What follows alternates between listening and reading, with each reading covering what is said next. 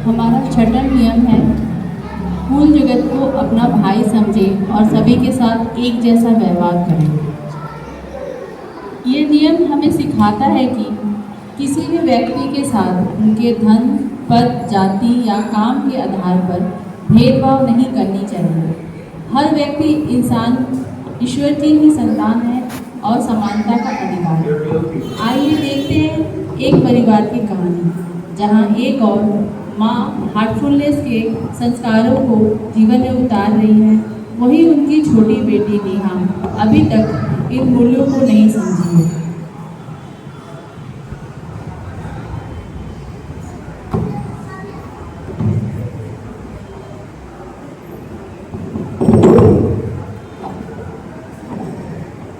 सुबह का समय है। माँ सुबह के ध्यान अभ्यास कर रही हैं और उनकी दोनों बेटी अपने अपने कमरों में सोई हुई है।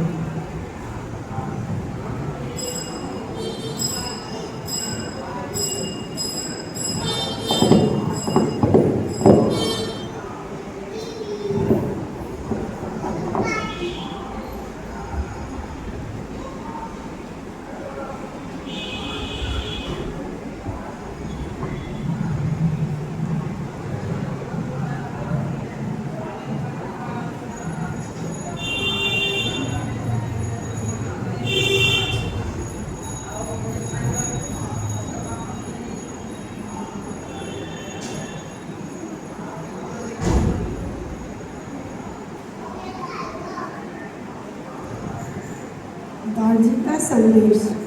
समाज केवल तभी बदलता है जब हम इसको बदलना चाहते हों, और हम जब बदलते हैं तो समाज पहले ही उस हद तक बदल चुका होता है।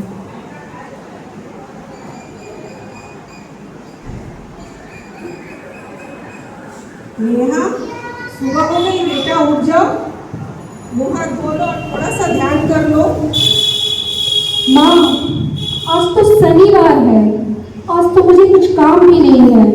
मुझे तो देर तक सोनी थी और आपने मेरी नींद खराब कर दी। बेटा, सुबह सुबह ईश्वर से जुड़कर उठने से दिन बड़ा शांत और प्रसन्न रहता है। बेटा उठ जाओ और जाओ दीदी के साथ ध्यान कर लो। मैं किचन में जा रही हूँ, ठीक है? ठीक है माँ।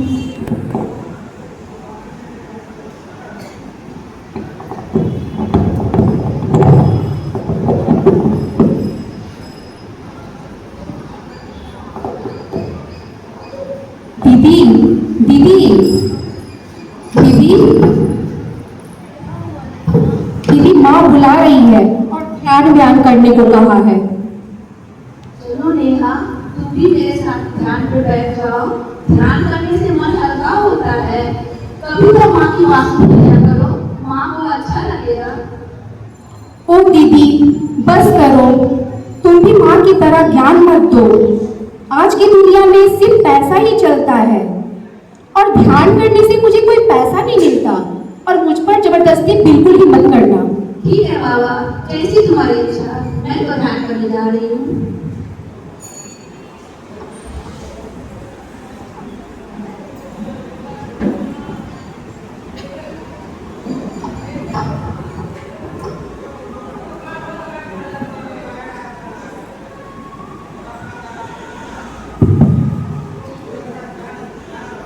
इस दृश्य में देखेंगे घर की हेल्पर आती है और इन लोग का कन्वर्सेशन है।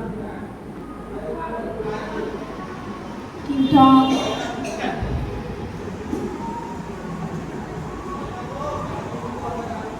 नेहा, दरवाजा खोल दो, राधा आई होगी। ठीक है माँ।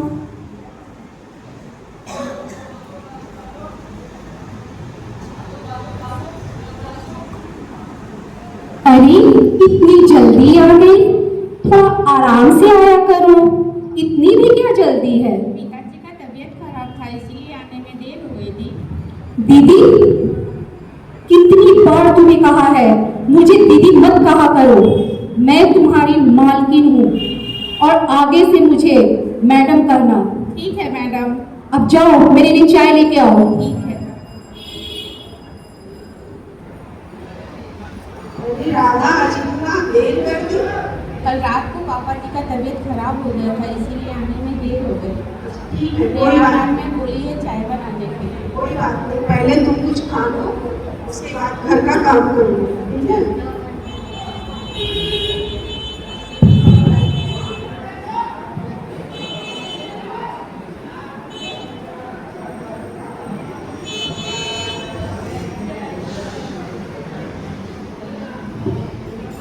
लाला, मेरी चाय कहाँ है? आंटी बना रही थी, पर माँ जी ने मुझे बोला नाश्ता करके उसके बाद बनाने के लिए। ये क्या है माँ? आपने हमारे प्लेट में इस राधा को खाना दे दिया। आप इसका प्लेट अलग क्यों नहीं रखती? अरे बेटा, ये क्या बोल रही हो तुम? जरा सोचकर बोला करो। कोई बड़ा छोटा नहीं होता बेटा, किसी का अपमान नहीं करना चाहिए। उफ माँ, अब बस करो। मुझे ये सब बिल्कुल ही पसंद नहीं है। आप इसका प्लेट अलग रखा करो और इस प्लेट में मुझे खाना मत देना। क्या मैंने तुम्हें यही संस्कार दिए हैं? राधा, कोई बात नहीं, क्या मत मानना मेरा की बात को। ऐसी है।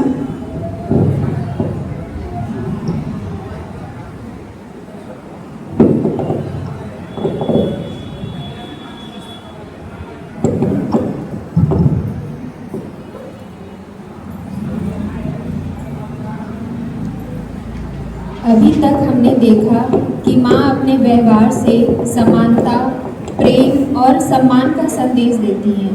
अब देखते हैं कि इन संस्कारों का जीवन पर कितना सुंदर प्रभाव पड़ता है।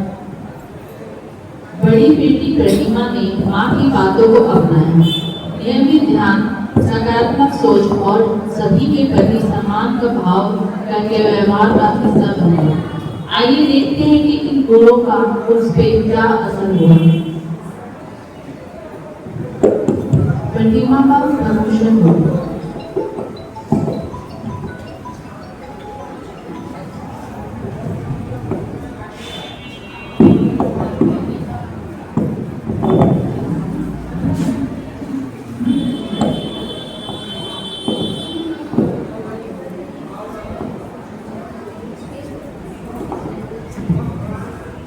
हेलो, गुड मॉर्निंग मैडम, आप कैसी हैं?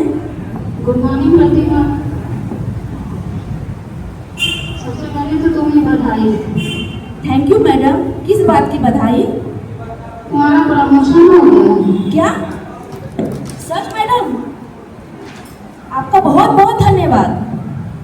क्या बात है प्रतिमा, तुमने तो मुझे चौंका ही दिया है। जो लड़की पहले हर काम के लिए घबरा जाती थी, आज बहुत ही आत्मविश्वास के साथ काम करती है। जी मैडम। मैं जानता हूँ इसका क्या रहस्य है। तुमने कई बार मुझे बताया है हार्टफुलनेस मेडिटेशन के बारे में। जरूर मैडम। क्या मैं तुम्हारी माँ से मिलकर इसके बारे में और भी जानकारी प्राप्त कर सकती हूँ, ताकि ऑफिस के बाकी लोग भी इसका लाभ उठा सकें? हाँ मैडम, आपका स्वागत है मैडम मेरे घर पर। मैं अभी मम्मी को बता देती हूँ कि आप घर आ रही हैं मैडम। ओके।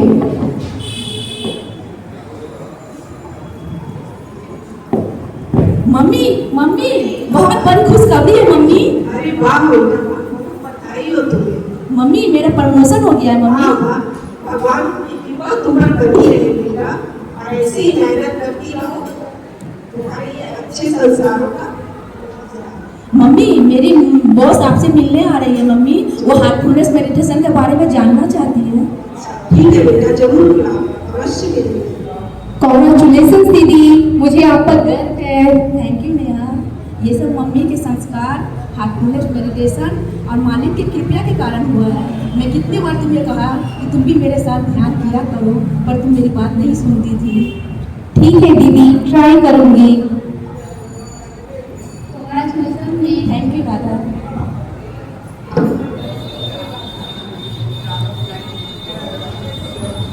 अभी हमने देखा कि अच्छे संस्कार और ध्यान से व्यक्ति अपने कार्य क्षेत्र में भी सफलता प्राप्त कर सकता है। लेकिन केवल सफलता ही प्राप्त नहीं है, हमारे व्यवहार में प्रेम, सहयोग और अपनापन भी झलकना चाहिए। बड़ों पड़ोसी केवल हमारे आसपास रहने वाले लोग नहीं होते, बल्कि सुख दुख में सबसे पहले साथ खड़े होने के लिए रहते हैं। आइए देखते हैं कि एक छोटी सी घटना हमें प्रेम, सहयोग और समान व्यवहार का कितना बड़ा संदेश देती है। पड़ोसी के प्रति अपनापन।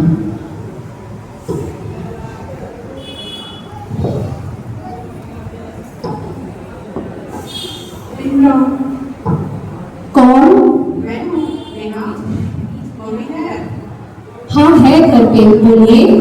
मम्मी से कुछ काम है। माँ, पड़ोस वाली दीदी आई है।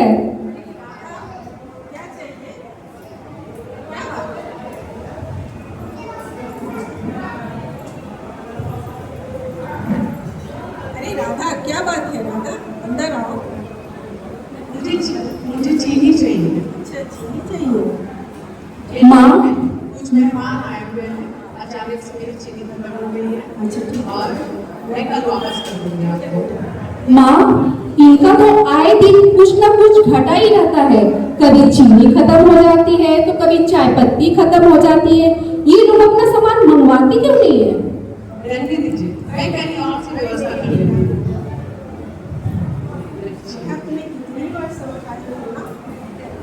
कितनी बार समझाए हो ना कि कभी भी ऐसे रिश्ते नहीं बनते। रिश्ते देने लेने से नहीं बनते। रिश्ते को प्यार और व्यवहार और विश्वास से बनाया जाता है बेटा। इस तरह से मत बोला करो।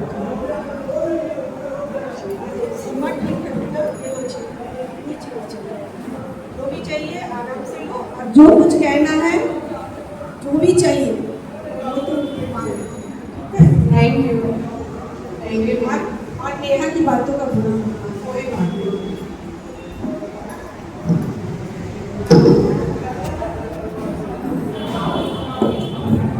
अब वह समय आ गया है जब प्रतिमा की बॉस स्वयं उनके घर आ रही हैं। वे जानना चाहती हैं आखिर ऐसा कौन सा परिवर्तन हुआ जिसने प्रतिमा को एक साधारण कर्मचारी से एक आत्मविश्वासी और सफल व्यक्तित्व बना दिया।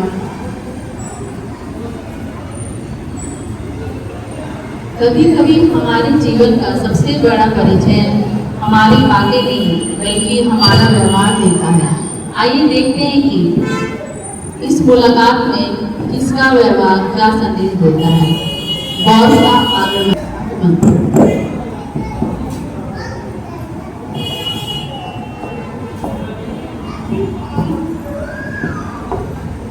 नमस्ते मैडम। नमस्ते प्रतिमा। आइए, आपका स्वागत है मेरे घर पर। Thank you.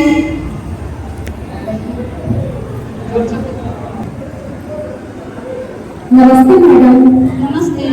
हम लोग बहुत खुश हैं कि हमारी दीदी का प्रमोशन हो गया। खुशी की तो बात है, खुश होना ही चाहिए। जी मैडम, मैं अभी माँ को बुला के लाती हूँ। माँ, माँ,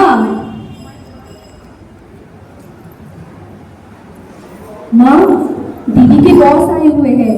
चलिए हम लोग अच्छे से स्वागत करते हैं। राधा, जल्दी से चाय नाश्ता लेके आओ। नमस्ते मैडम, आपका हार्दिक स्वागत। नमस्ते। बैठिए।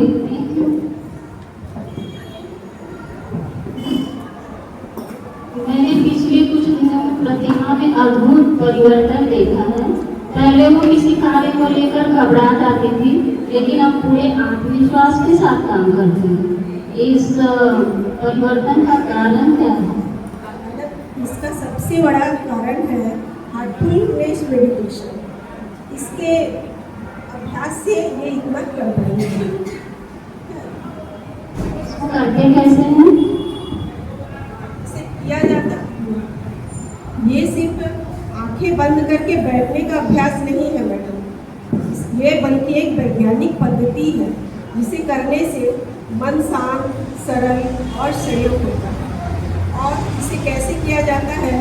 इसे आँखें सफाई और प्रार्थना के माध्यम से किया जाता है, जिससे मन को शांति मिलती है, तनाव मुक्त होते हैं, आत्मविश्वास बढ़ता है, विचार स्पष्ट होते हैं। आप बिल्कुल सही कह रही हो। जब हमारा मन शांत होता है और शांत और संतुलित होता है तो आत्मविश्वास बढ़ता है और उसका असर हमारे काम और व्यवहार दोनों में दिखाई देगा। ऐसा है मैडम, जब मन शांत होता है तो हम हर परिस्थिति का सामना आसानी से कर पाते हैं और यही बदलाव आपको प्रतिमा में देखने को मिल रहा है इसी अभ्यास की वजह से, माइंडफुलनेस मेडिटेशन की वजह से। और कहते हैं ना, किसी इंसान, कोई भी इंसान अगर मन को संभालना सीख जाए तो उसकी सफलता जो है उसके साथ साथ चलती है। और ये हार्टफुलनेस मेडिटेशन की सबसे बड़ी विशेषता है। जी जी जी। इतनी देर भी हो गई, एक भी काम तुमसे ढंग से नहीं होता। चलो जाओ। मैं नाश्ता करके आई। अरे दीजिए ना मैडम, आप पहली बार आई हैं। नहीं नाश्ता करके आए हैं।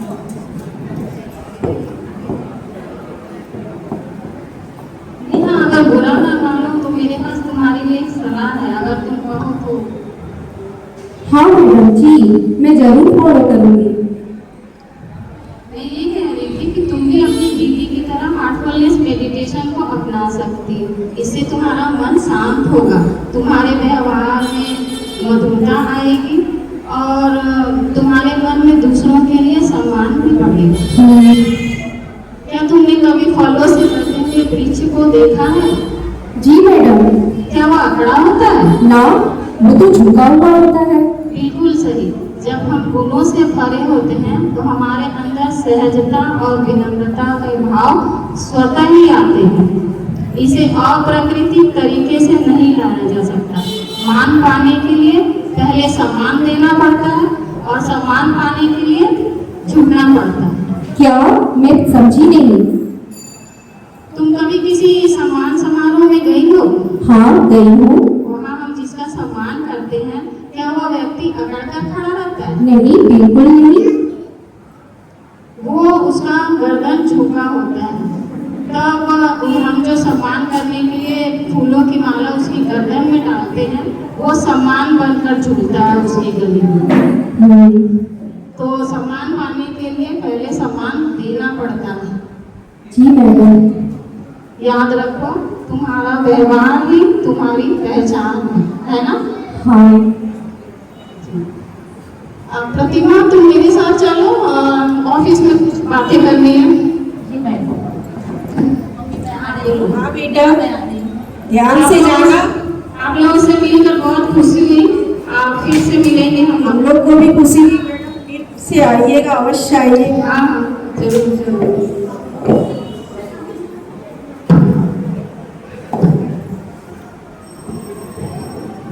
कितना अच्छा दृश्य है। अब तक हमने देखा कि नेहा अपने व्यवहार में भेदभाव, अहंकार और कठोरता दिखाती रही। माँ प्रतिमा और बॉस ने उसे बार बार प्रेम और समानता का संदेश दिया, लेकिन वह उसे समझ नहीं पाई।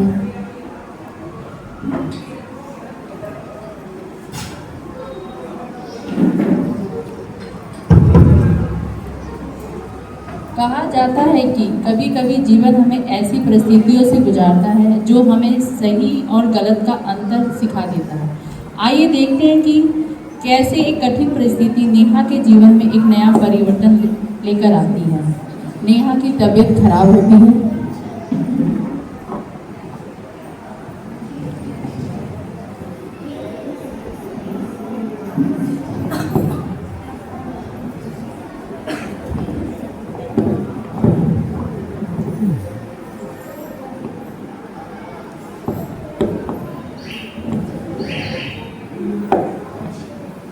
राधा, बोलिए ना जी। आज शनिवार है, मुझे शूटिंग में जाना है। ठीक है तुम खाना बना देना। ठीक है। मैं जल्दी आ रही माँ, माँ, हूँ। बेटा, मेरे सिर में बहुत जोरों की दर्द हो रही है और उल्टी सी भी आ रही है। मुझे कुछ अच्छा नहीं लग रहा है माँ। अरे बेटा, दिन रात मोबाइल चलाओगी, रात भर सोओगी नहीं तो तबीयत तो खराब होगी ना। इसलिए थोड़ा आराम कर लो, मोबाइल रखो। और बेटा देखो, मुझे शनिवार है, शूटिंग में जाना है, मैं जल्दी आ जाऊँगी।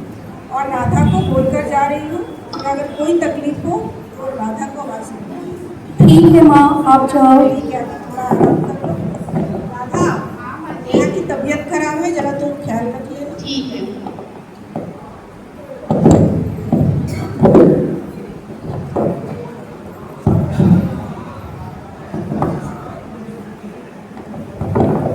राधा, जी मैम। मेरी दवाई और पानी लेके आओ।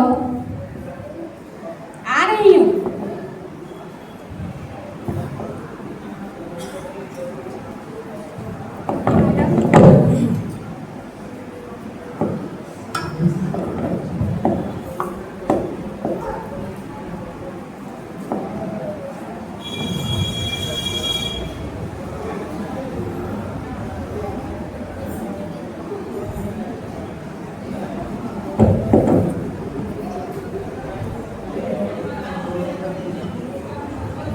माँ, माँ, मैडम, क्या हुआ madam? Neha ma'am, Neha ma'am, अब मैं क्या करूं? सीमा दी, देखिए ना नेहा मैडम गिर गई है बेहोश होकर। नेहा क्या हुआ? तबीयत बहुत खराब हो गई है।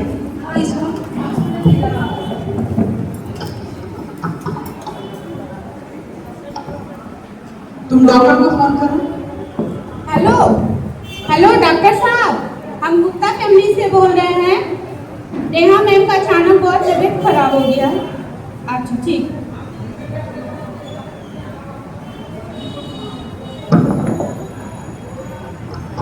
हेलो, हेलो प्रतिमा। हेलो प्रतिमा। बोल रहे कि नेहा को बहुत तबीयत खराब हो गया है, मम्मी का लेकर हॉस्पिटल आ जाओ। अच्छा दीदी, मैं तो लेकर आ रही हूँ।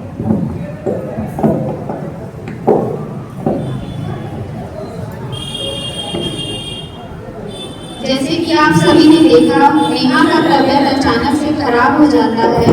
उसके घर की हेल्पर राधा और पड़ोसी सीमा दोनों मिलकर उसे अस्पताल लेकर आते हैं, जहां समय रहते उसका ट्रीटमेंट शुरू कर दिया जाता है। अब हम अगला दृश्य देखेंगे अस्पताल का।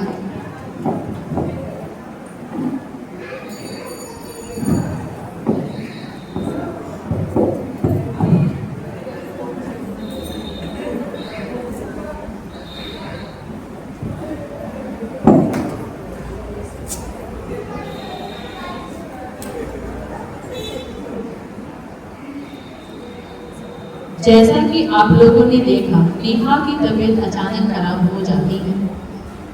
उसके घर की हेल्पर राधा और पड़ोसी सीमा दोनों मिलकर उसे अस्पताल लेकर आते हैं, जहां समय रहते उसे ट्रीटमेंट शुरू करना पड़ा। अब हम अगले दृश्य की तरफ बढ़ते हैं।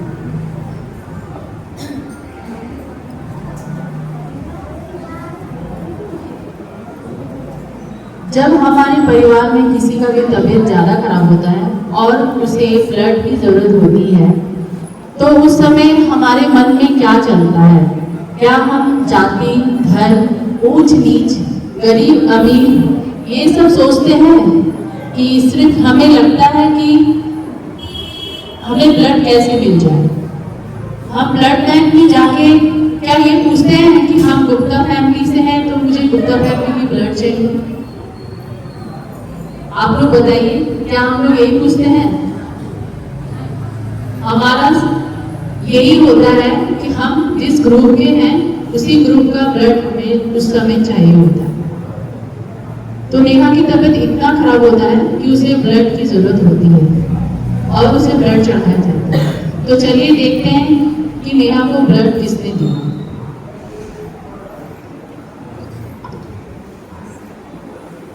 अरे नेहा, क्या हुआ बेटा? नेहा,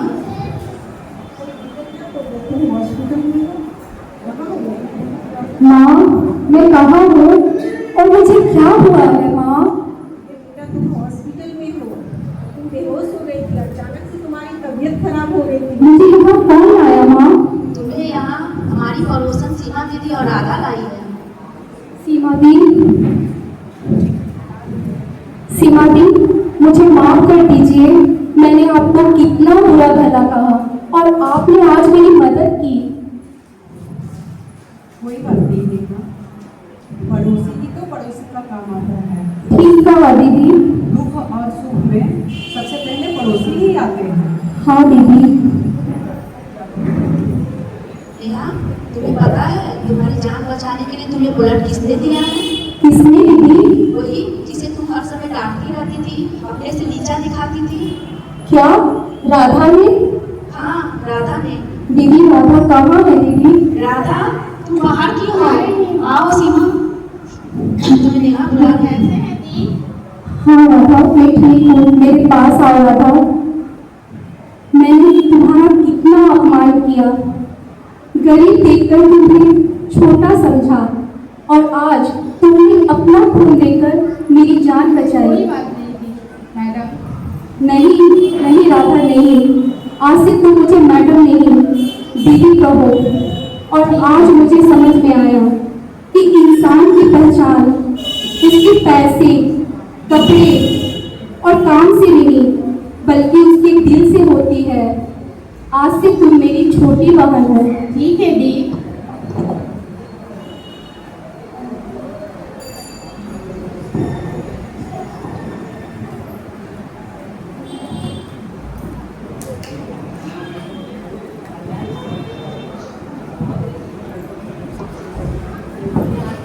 छठा नियम हमें बताता है भाईचारा, और इस छोटे से नाटक के जरिए हमने आपके सामने एक भाईचारा क्रिएट किया है। इसे सभी को अपने जीवन में अपनाना चाहिए, एक कोशिश थी हमारी।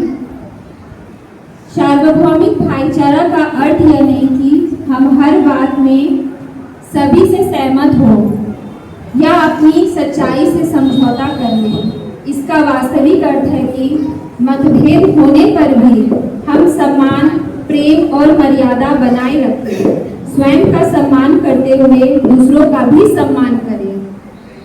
आज समाज में अधिकांश समस्याओं का जड़ मैं और मेरी की भावना है। जब हम केवल अपने बारे में सोचते हैं तो मन में अहंकार, ईर्ष्या और द्वंद्व पैदा होता है। जैसे लेकिन जब हमारा हृदय प्रेम से भर जाता है, तब हमें अनुभव होता है कि हम सब एक ही परमात्मा के संतान हैं। यही सच्ची भाईचारा है। हार्टफुलनेस मेडिटेशन हमें अपने हृदय को शुद्ध और विना सिखाता है। जब हृदय निर्मल होता है तब हमारे विचार, वाणी, व्यवहार प्रेम और करुणा के रूप में दिखाई देते हैं। हम दूसरों की गलतियों को क्षमा करना सीखते हैं और बिना किसी अपेक्षा के उनकी सहायता करते हैं और सभी के प्रति सम्मान भाव रखते हैं। शादी जी हमेशा इस बात पर जोर देते थे कि आप मित्र कम नहीं बनाए, दो तीन मित्र जितना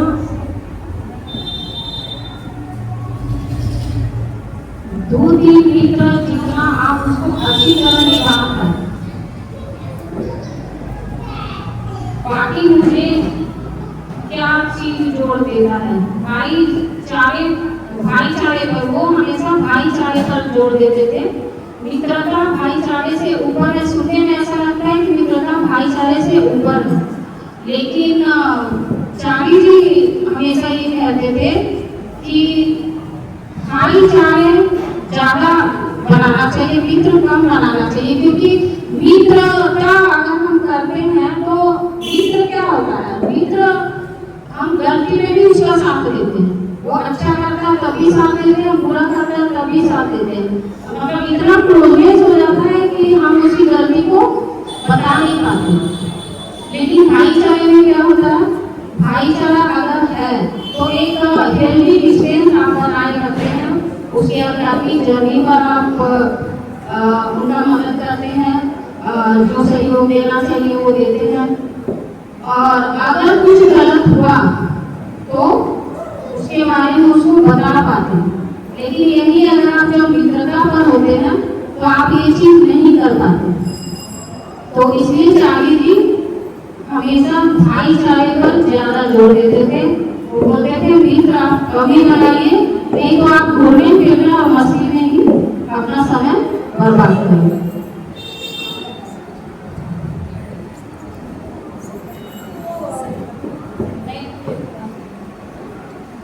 और इस नियम से हम ये भी जान पाते हैं कि हम पेड़ की शाखा नहीं, पूरा पेड़ है, हमें घूमते नहीं समुद्र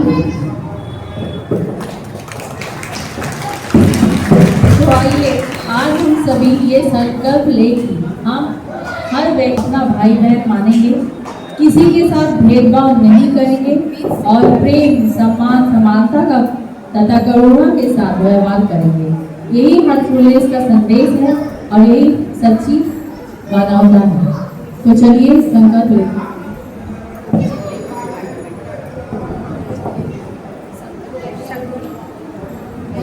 आइए एक स्वर में बोले, वसुधैव